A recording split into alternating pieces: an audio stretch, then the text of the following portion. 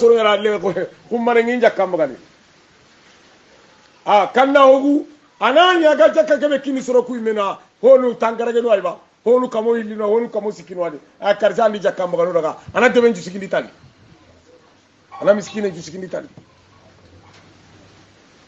jakka awatella na bangandi allati in tubudu sadaqati fa ni'ma hi kagana bangandi asiro kangana fugundi na kiri fuqarunga allati khairi na kenya alla rakin ko kutana idere ana famde abangande kini mani nan da karza ulane awa njakanya ide kayma danna fulen katu anna minikoro anna lo minikoro no gondi awa he banna ulane ti jakanga baka awa ko yiri nundo yo dem gemme alla famde aga matiya giliro awa jakata kambira nye awa tarsa ha im amara arza de tati jakanta kani ya lengo way ta ko wadi ndaba ana serenji tugindi tan e soronga miliyonu takani ni jakanga nda famde ana serenta bakase kam konu mboga sera gara kini sere beno awate lo holla kun kon ko tawi jakkanum kinniya du ko inta hunga ana golle nyabunondi du walle ana golle nyabunondi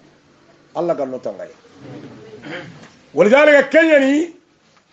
alla ti sere benu ga jakkam mboga nini jakka kena kini kinnanonga alla rasoro sega konti aga sal aga jakkan konno alla rakinnanon ko ade إنما الصدقات للفقراء na konti daga aga kawa kimi kubeno lenki antoro ngangure angan kawa jakkan kinniya ammaren tinto ngangure angan kawa jakkan kinniya kante lakini yaga mako koy serendi bidi yara adi moto ngawurmu anga tin tanga tele jakkan jurumi kenji ban anga tankin naro to way kata Allah kana classe kila jakkan kini harando serebe ka habonu illadani miskina nyani jakkan kinai parce que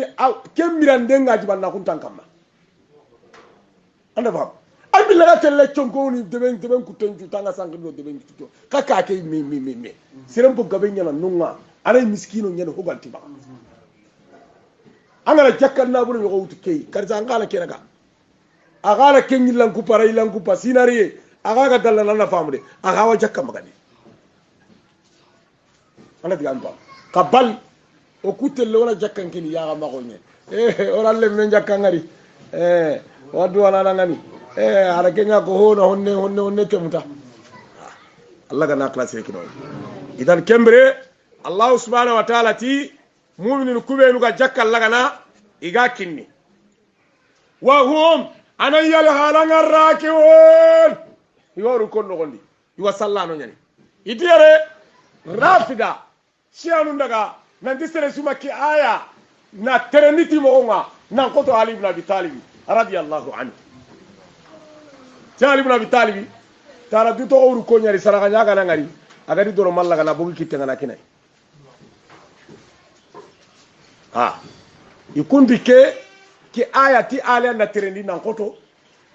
aswa ali manga baga be wa maka ayiro ke kunu ikunno ke tawile kunanda famude iga tigiti ke ay ke ti asana du lampunte hadisi ke sana du lampunte awade kadi ali la hadisi gabe nyako shalu ngara tawu aliya